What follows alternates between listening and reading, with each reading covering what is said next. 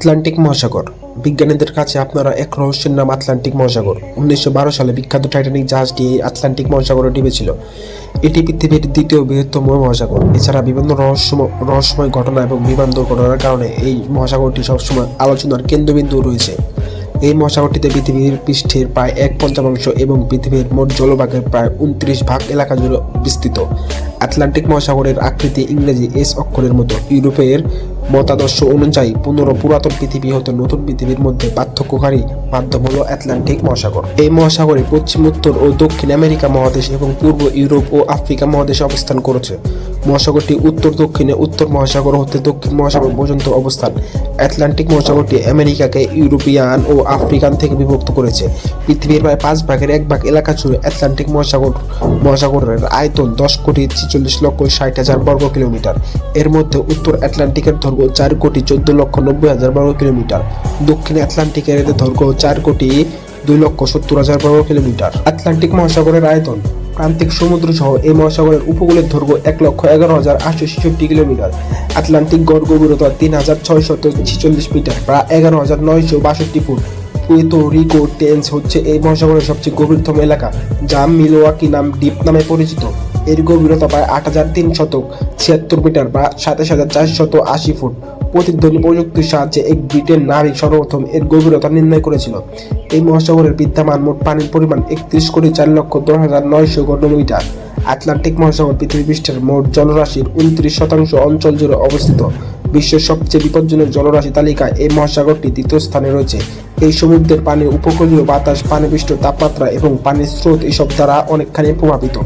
পৃথিবীর আবর্তন, গতি, বায়ুপ্রবাহ, সমুদ্র পানির লবণাক্ততার ঘনত্ব ও উষ্ণতার পার্থক্যের জন্য সমুদ্রের উপরের জলরাশি নিয়মিতভাবে এক স্থান হতে অন্য স্থানে প্রভাবিত হয়ে থাকে।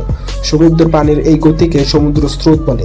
আটলান্টিক মহাসাগরের প্রধান স্রোতগুলি হচ্ছে কুমেরু স্রোত, দক্ষিণ নিরক্ষীয় স্রোত, বেঙ্গুলার স্রোত, উত্তর নিরক্ষীয় স্রোত, উপসাগরীয় স্রোত, উত্তর আটলান্টিকের স্রোত, ক্যানারি স্রোত ইত্যাদি। এই মহাসাগরের মধ্যে উল্লেখযোগ্য সাগরগুলো রয়েছে ভূমধ্য সাগর, বাল্টিক সাগর, কৃষ্ণ সাগর, লিবিয়া সাগর, উত্তর সাগর, নরওয়েজানি সাগর, সেল্টিক সাগর, আইনিয়ান সাগর, ক্যারিবিয়ান সাগর ইত্যাদি। উপসাগরের মধ্যে রয়েছে মেক্সিকো উপসাগর, বেনিফেল উপসাগর, গিনি উপসাগর ইত্যাদি। পৃথিবীর অনেক প্রধান নদীর জলরাশি আটলান্টিক মহাসাগরের সাথে মিলিত রয়েছে। এগুলোর মধ্যে মিসিসিপি, নাইজেরিয়া, অ্যামাজন, কঙ্গো, রাইন নদীর পানি ইত্যাদি মহাসাগরের পতিত হয়।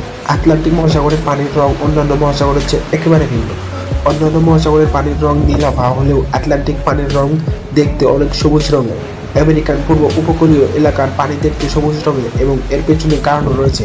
এই পানিতে প্রচুর পরিমাণ শ্যাওলা ও উদ্ভিদের উপস্থিত রয়েছে। আটলান্টিক মহাসাগরের কিছু স্থানে সমুদ্রের মৃত উদ্ভিদ থেকে মিশ্রিত এক প্রকার রঞ্জন পদার্থের কারণেও পানির রং সবুজ দেখা যায়। আবার সূর্যের 7টি রঙের মধ্যে এই মহাসাগরের মধ্যে সবুজ রঙের অধিক বিচ্ছুরণ পানির সবুজ বর্ণের কারণ। ভূমধ্য ও আটলান্টিক মহাসাগরের মিলন স্থানে পানির রং আলাদা, তবে এর পানির রং সবুজ হলেও অনেক বেশি অন্ধকার, কেননা পানির তাপমাত্রা অনেক বেশি শীতল হওয়ার কারণে এটি অনেক নোংরা এবং উদ্ভিদে পূর্ণ থাকে। পানিতে থাকা এইসব নোংরা গাছপালা খুবই দ্রুত সূর্যের আলো শোষণ করে, আর এই কারণে এত বেশি অন্ধকার দেখায়। তাছাড়া আটলান্টিক মহাসাগরের মোহনা থেকে যত গভীর যাওয়া যায় ততই এর রং হালকা বাদামি এবং সবুজ বাদামি রঙের করে। আটলান্টিক মহাসাগর সম্পর্কে আজকে এই পর্যন্ত। ভিডিওটি ভালো লাগলে অবশ্যই আমাদের চ্যানেলটি সাবস্ক্রাইব করে পাশে থাকবেন। আর এটি আমার নতুন চ্যানেল। আপনারা যদি আমার ভিডিওতে কোনো ভুল খুঁজে পান তাহলে অবশ্যই কমেন্ট বক্সে জানাবেন। আমি সেই ভুলগুলো শুধরে নতুন করে ভিডিও আপলোড করব।